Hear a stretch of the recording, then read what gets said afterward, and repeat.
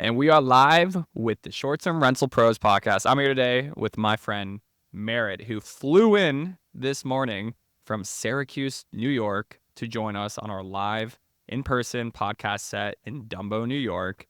Merritt, this is Merritt's second time on the pod, and a lot has changed, really, since the last time we had you on. So I'm excited to get into that. Merritt, man, yeah, thank you so much for coming. And for those who don't know you and your story, let's dive into it. Yeah, awesome. Thanks for having me. I was glad to be here. Yeah, so me and Jeremy, we met in Hollywood, California, about a year ago, right? Yeah, at a conference in person. Yeah. Great way to meet people in person. Yeah, that was fun. That was really fun. Yeah, so anyways, I've been in real estate for a while, like I have a couple of long-term rentals that are no longer long-term rentals. But I decided to dip my toe into the short-term rental space because I was kind of sick of the long-term tenants and problems I was having in that space. And so, being as we live in New York State, it's kind of a difficult state for landlords. There's a lot of tenant rights and such. And obviously there's ways to do that right. But I kind of wanted to hey, let me pivot and see what happens, different tenant base. So I transformed one of my duplex units into a short-term rental.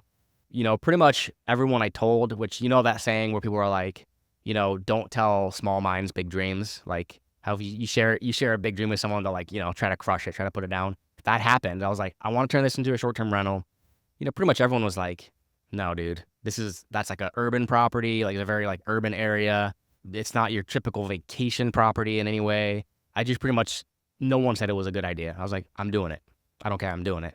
So, I kind of threw it together, cheap furniture and, as everyone does with their first unit, they do the best they can. And anyways, when the first few months went by, I was pretty much hooked.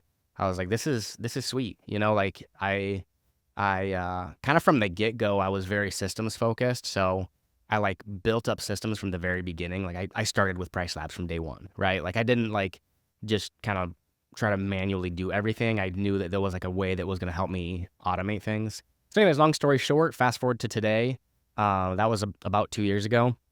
Maybe 2.5. And I decided and realized that not very many people in that market, there wasn't very many good management companies in that market for short-term rentals. There was basically a void there because a lot of people were asking me about it. So I pivoted and said, hey, listen, I'm going to offer management to other folks. And, from there, I grew pretty quick. Our max was 15 properties, but just, mostly organically, and grew up the management side of the business. And then since then, I converted my other unit and then bought another property as well. So, that's kind of my journey, just trying to build a short-term rental management company and enjoying the ride as I do it. So tell me, so you got married at, what, 19 years old? We're gonna go 20, a little personal 20, here. 20, yeah. I know you, we have a personal relationship, so yeah. I want to dive into some. No problem. Let's do it. So you got married at 20, sorry. 20. We're going to go down to 18. We're going to 16, right? Got married at 16? 14.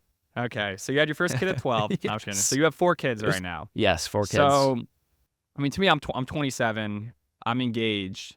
I couldn't even fathom, frankly, at 20 years old, getting married, having my first kid. How old were you when you had your first kid? 21, yeah. 21. To me, a year after we married. That was just never anything I thought, was in the wheelhouse. But that's your reality. Yep. So how has that, it really seems like you're really coming into your own as an entrepreneur now, and you're 35.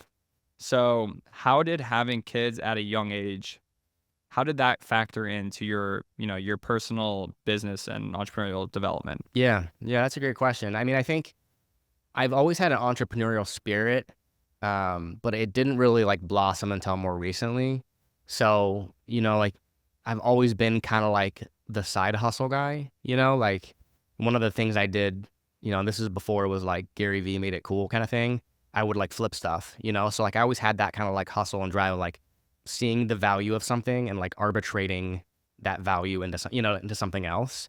So that's kind of always been within my spirit. And I'm also a musician and a producer, so that element has a business element there too, right? Of building kind of a network of people that I'm connecting with, other individuals that I'm helping record and produce their music. So I've always had that entrepreneurial spirit, but none of those things ever really took off, right? It's hard to scale flipping garage sale stuff, right? It's hard to scale that unless you have a team or whatever. Trading your time for money. Yeah, effectively, exactly, And then yeah. another way. Time intensive, research intensive on top of that. Like people who do that at scale need like warehousing and it's just, it's a lot. But it was more like, it's more the aspect that I've always had like an entrepreneurial spirit, right? So, fast forward to more recently when I decided to build this business, I already had 4 kids. My youngest was probably like two or three. But the main thing for me, and we were talking about this before we jumped on this podcast, is I really want time freedom. And the thing I noticed when I was doing short-term rentals is there's like a lot more leverage in your time exchange for money, right? Like the amount of time you put in versus the amount of money. And part of that was because of the systems. Like from day one, I was automating guest messages, right? Which is something that like most people who have one unit aren't thinking that way. They're dropping off banana bread and keys, to their first guest. Like I was like from day one wanting to like automate it as much as possible. As a matter of fact, my very first reel on the topic was on like how to automate your time when I had one unit. So, what I realized very quickly is like this industry is extremely technology heavy, right? Like Airbnb is like a technology platform. And I think as a result, all of these like sub companies that help support hosts have arisen more than other businesses, right? Because like in the production business, everything is still very manual. Like it's like hard to automate things. So when I realized that, I was like, geez, the amount of time in exchange for the amount of money, it makes sense to pour into this. And so the reason I'm mentioning time in relation to your kid question is I want time freedom, right? I don't want another job. I don't want another, 40, 45, 50 hour a week or more job. I actually want to kind of like exchange, no longer exchange time for money. So that's kind of why I'm leaning into this business model in general, is that it's just really easy to like automate and build systems so that I can earn my time freedom back. And I think so. What was it? 3 weeks ago, we were on one of our group calls, and one of my virtual assistants led the call, and she shared, how we met, how she got onboarded, the systems we have in place, and then you took action from that call, and you had your first virtual assistant like 2 days later, and now maybe not that soon, but yeah, or I don't know, really quickly thereafter, and you were telling me on the way here that they're crushing it. And yeah, have they freed up your time more or less? And yeah, tell me how has that been, adding that additional team member to your absolutely. operation? So I've been talking with a bunch of different like I post a lot online, like I have a social media presence, so you get daily, hey, I'm a VA, I'm sure you get that too, right? So like, but I had been like, there's a couple I've been kind of keeping in touch with, because I knew that moment was coming, right, where that would be a helpful addition. But I think seeing it like firsthand, and actually like being on the phone and talking and asking questions, you were engaged. Like yes, exactly. So like that it was very much a catalyst moment in the fact that I was like, I kept telling myself it's too early, right? Like, and I did that. Yeah. I did that a couple of years ago. Yeah, I mean, like I only have 11 properties right now, right? Like, so it's like I'm still pretty small. So, but needless to say, I actually already did have an amazing kind of accountant who lives in the Philippines. There was a referral, and he'll, on a monthly basis, he'll do my books, and he does a great job. So actually, I went to him. I said, hey, listen, do you know anybody who's kind of been in this space? I want someone who has some experience, so I'm not training them, from the ground up. And he recommended Ja, and we had a call. I loved mostly like her personality, her character. I could tell she was very much a go-getter. I asked a lot of questions about like problem solving when no one's there to help you. Like I try to see like level of initiative, basically, right? Like, because to me, it's I want someone who's actually a part of my team. I don't want someone who's just like a checkbox person, right? I want someone who's like sees this will improve who cares the business, right? Like it's like there's a sense of ownership, exactly, right? So I love that from the get-go in the interview. And so, anyways, I brought her on. This is actually the second week. This is week 2. So to your question, it hasn't freed up time yet because we're still in the training mode. So you're onboarding them. So we've done one full training, and we've done a lot of back and forth. Basically ask as many. I told her in the beginning, in that first few months, ask me as many questions as you want. Like, there's no dumb question until you get the standard, until you understand kind of our philosophy, our approach. But needless to say, like you said, she's absolutely crushed it, which is great. I hope she watches this. She's just taken amazing initiative. We've implemented a couple new software solutions, right? We implemented Slack, and that has been incredible. We're transitioning from Trello to Asana, which she did all the research to figure out which one was better for us. And she's already like kind of transitioning stuff from Trello to Asana. Like, it's been really cool to see her initiative, and really, she's really putting so much like effort and energy into it. And then on top of that, like the basic stuff like customer service, guest relations, she's just been super quick, which is great. So like, I'll give you an example. We had and this is like even the next level, like working with vendors. We had a busted window on one of our back doors at a unit. Like, someone had broken in. Nothing was stolen, which was very bizarre because it was broken like right above the lock. It looked like someone broke it to try to get in. Our like huge TV was still there, everything. But anyways, she noticed it. She called one of our preferred vendors because she made the preferred vendor list, or improved the list we had.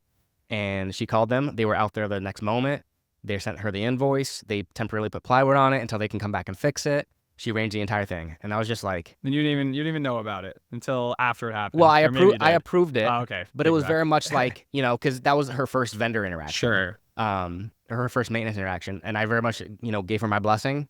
You do it. I trust this guy. I've used him before, and so she did Meanwhile, it. that would have been something you would have had to do yourself. You Yeah, would've- you would've me, been and the then I one have another call- person on my team also, who's awesome as well. Her name is Brenda.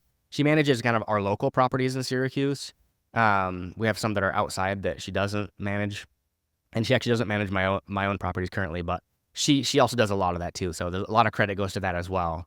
But it was just cool to see, Ja jump in and just, take care of business. And it gave me like a lot of hope for the future and a lot of hope for the summer. And what's great is like, I really enjoy like the sales, and I really enjoy like the customer onboarding, right? And I also enjoy the marketing, like, 'cause I do the social media stuff. So like now, like my goal is, hey, if more and more of the operations are shifted over to my team, and then I can really focus in on the sales and the marketing and the like, the customer facing stuff, I feel like I can grow a lot quicker. Like, that was the big picture there, right? Is like, I feel like I could grow at a much quicker speed if I'm not like constantly being dragged into operations on a regular basis. You need to be doing what is the highest and best Yeah. use of your time. And I think that story you just shared, rings for me. A couple of weeks ago, I was at a wedding in Panama City Beach, Florida, and I had no cell phone service. It was really bad. It was Memorial Day weekend. Literally could not go on my phone, couldn't check messages if I even wanted to. And got back to the hotel, actually stayed at Nick and Allie's house. Well, they're part of our program. They let me crash at one of their, they have a triplex, and they rent out the two of the units, and then they live in one of them. Oh, cool. They house hack it? Yeah, they house hack it, but they were gone for the weekend. Oh, nice. So I crashed there, and in return, I got them like a big Connect 4 set Nice. to like help That's awesome. pimp out their backyard. Totally random. But my point being is, the next day I woke up and I checked my phone. That's usually the first thing I do in the morning. Just I check to make sure everything's, there's no issues. And yesterday we'd had a problem. The stove at one of our lake houses had broke. Our virtual team had found that there was an in stock. So they asked the guest, can you send us a picture? Can you, tell us the size or whatever? Actually, I guess we have that on file. But effectively, we ordered a stove, had our local team pick up the stove and install it that night. I woke up to like a message from the guest being like, Jeremy, the way you like handle this situation shows a lot about you and like your character, because I'm Jeremy's who's on the account. It wasn't me. They didn't know that it was actually my team in the Philippines. But that being said, that was like a wow, like I'm happy moment. Like today I woke up and had a couple really good booking requests, like thousands of dollars. Doesn't make me happy.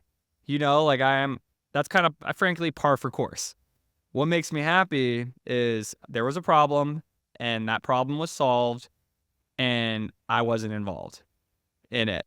And I like that, like, to have the trust that your team is going to like represent you the way you want to, you know what I mean? Like, you have a certain standard, right? And you want that standard to be implemented across all your systems. And like, you also want people who work with you and work for you to be representatives of that standard, whether or not you can access them. You know what I mean? Whether or not you're overseeing them at that very moment. And like, I totally agree with that. Like, I want that standard to be there across the board, right? That's awesome. That's And so cool. and I think that what that really comes into is caring. So how do you like Yes. incentivize caring? And Yeah. there's different ways to do that. You can set KPIs, metrics, but it's really culture, frankly. And I think one big part of that is showing that you care for the people you work with. Kat, the one who led the club, a couple of virtual assistants, but the one who led our group call, she had a situation a few months ago. Her sister was in the hospital, had a pretty hefty hospital bill.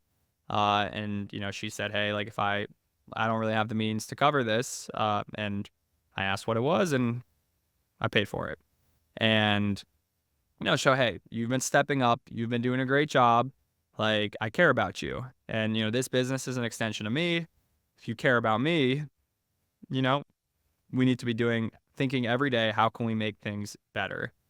So let's break it back down. So for you, you've always been doing a bunch of side hustles and different things. You decided to take the plunge into real estate, and then, namely, then thereafter, short-term rentals about 2 years ago. We met last April. So tell me, I'm curious. Well, what made you, go out to California to network with different people? And then, I want to get into kind of our journey, and then the last year. I mean, I've seen you grow so much. I've seen you've had some ups and downs. I've had some ups and downs. So I want to get into those. But first, why'd you go to California? How do we meet? And let's go from there. Yeah. So, I guess at that time, my real estate circle and my entrepreneurial circle was quite small. And I know that like the people you're around like influence your growth probably more than anything, right? Probably like maybe even more than capital. Like the people you're around, the people you spend your time with. And, even though I've been in real estate a long time, I think my growth was kind of slowed by the fact that I wasn't in those circles, right? So, like I went through a bunch of years where I didn't do anything new with real estate, right? Like I owned rentals and stuff, but I didn't buy any more properties. I didn't, do anything. So I came to a realization that I needed to surround myself with people doing much bigger things than me, right? Like I needed to be in a room where I was the smallest person, because like even, back home and in my regular groups, like I was maybe one of the only persons that had real estate, So it was like, if you're in that space, it's like, wow, how'd you do that? It's impressive. It's huge. It's status. I want to be in rooms with people who, own 500 million of real estate, so that's my thing is I realized I needed to be like in networks and in groups where I was just going to be influenced to be more hungry, but also in other ways to have other connections and networks. So I saw the conference online somewhere and I was like, this would be a great starting point, really. Like just, I made a goal for myself to go to two events in a year. And, I booked it and it was actually my first like big business expense too, which is kind of cool. It was my first like, oh, this is like on the business card. But yeah, so I wanted to kind of like be in bigger circles. I knew one person that lived in LA. You were sitting with her at lunch. Yes, when we met. exactly. Yeah. And actually when I knew the conference was there, like right where she lived, I was like, oh, by the way, like you're in real estate too. Like, do you want to go to this conference? And she ended up booking the ticket to go as well. But it was nice. But she was the only person I knew. I actually knew of you from my other buddy Connor. Showed me your Instagram page because he knew I was getting into short-term rentals. So what's funny is how how we met is kind of funny because I'm thinking like, hey, he looks familiar when you walked by. There's no way he's this tall in real life. Yeah, I actually did think that. That's what everybody. Yeah, I was like, oh, story of my life. You need to change your camera angles, man. I know. Hey, Sydney, our producer today is Sydney. Shout out Sydney. Sydney's doing great. But yeah, Sydney is going to be with us this summer. She just graduated high school. She's going to University of Michigan. Nice. In the fall. But yeah, back to. Sorry, Connor. Yeah. Oh yeah, you said going to the conference. You saw me on social. You were like, "Is this Jeremy?" Yeah. He might. He online he appears like he's 4 foot tall, but so there's no way he's 6'3". Well, it's funny too because then you were chilling with Patrick and Patrick Switek, who's been on the podcast a few times as well. Yep. And I don't think I had I think I was like Facebook friends with Patrick, But I He's a didn't. big Facebook guy. Yeah, but I didn't like recognize him as much as I recognize you. But anyways, like that was my whole purpose, is to get in bigger circles, right, and to meet people. And like it was kind of crazy that I met you, right? Because I was like, what, a 300, 400 person event or something, and I went hoping to learn, but I went hoping to network, but I didn't think it'd be such a meaningful connection, right? Because we made like a pretty meaningful connection there. And then we hung out, and then I ended up joining your mastermind group. Well, it was your birthday Oh yeah, too. So I mean, I roll up to lunch with Patrick. I think it was like an Asian spot. Not important. And yo, Jeremy, what's up? And oh yeah, because we had sushi. Yeah, no, yeah, you're we right. ate sushi. We got talking, and then you tell us, or you tell us it's your birthday that day. And my cousin, I have cousins who live in Los Angeles, and they're in like the nightclub, like hospitality business, but nightclub business effectively.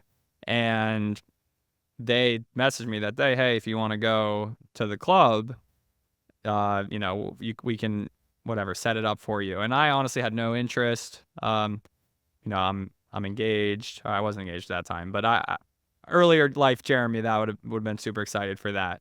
But when Merritt's, hey, it's my birthday. I don't know. I'm thinking about doing something tonight, and I go, well, I guess we could. There is a club down the street that we can just have automatic, entry towards and like free drinks and stuff. I thought for a second, do I keep this information to myself or do I share it with Merritt? And I go, you know what? All right, we're ripping it tonight. So we hit the club. Nothing crazy. Yeah. But It was funny. I've like literally never been to a club. Like yeah, that's what like you said. You told me you're like, oh, I've never been to a club. Yeah. And I was Well, like, well, oh I my mean, it's goodness. like what you said earlier. I got married at 20, right? It's like I didn't have like that college life.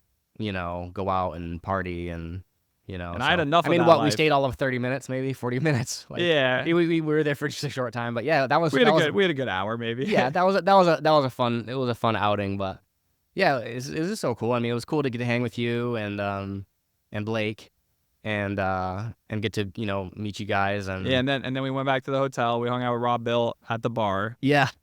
We hung out till like 1 a.m. with Rob and his team, which is funny because I was still like on New York time, so it was like 3 a.m. I was like, gotta stay awake. But yeah, that's really why I went to that, as I wanted to network and like, yeah, look at us here today, right? Like I would never have met you, right? If I hadn't just been like, hey, I'm doing it. I'm booking a flight. I'm booking a ticket. I'm gonna go out to this conference and I'm gonna try to surround myself with people who are doing big things. And like that conference isn't even a short-term rental conference, right? It's just like a real estate entrepreneurship general, with WealthCon. I do But definitely recommend to go to a short-term rental conference over a conference like that. yeah, and like that, yeah, and that's probably what I should have Short-term done. rental conferences, like I just realized, like the people at short-term rental conferences, like short-term rental world is just like awesome people. Like think about it, it's hospitality. Whereas like no shade to it, but like I don't even know what that conference topics was. More like real estate, social media, Business, yeah, there was social media, yeah, slash like home flipping. yeah. Like it just was not the same to me. In my opinion, like the energy at short-term rental events, seminars, conferences, masterminds are just par none. Like I've blended plenty of conferences for different subject matter, and nothing compares. Yeah, and believe it or not, like I haven't even been to a short-term rental focus conference yet, so that's on the bucket list. Well, you're coming July 20th. It's more of a mastermind, but essentially a small, intimate conference. Maybe you'll come to San Diego with me as well. We'll talk about that one later. But all right, in the last year or so, yeah, we hung out, had a fun time in Los Angeles, connected, started working together, and then frankly, you've had a lot of great ups in the last year. I think we were benchmarking your like revenue a couple weeks ago, and I think just from a pure volume standpoint, you've like more than doubled in the last year, and this summer you're gonna do like some pretty.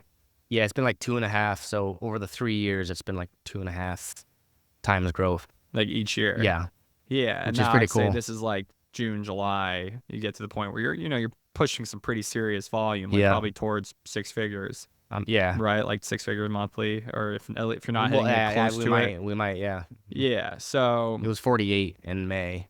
which I would assume June, July are going to be the best for you. Maybe we can do a little bit of benchmarking after this. Sorry for the technical difficulties here. This is our second time in our new podcast Check 1, studio. 2. Yeah, our intern / producer's first time, so we're gonna give her a pass, but do not repeat the same mistakes. Looks like we need more batteries Buy on backup standby. batteries. Exactly. All right, but what we were doing was going deep with investor clients. You were getting your first property under management in Florida, which is a client from New York. So tell us about that. What's your thesis on like working like investors and why do you want to do that? And then Florida. Yeah, so absolutely. So I took a shift, at the end of last year to focus kind of my marketing and my language away from, second homeowners or vacation, people who own like maybe one other vacation home, to focusing on an investor group.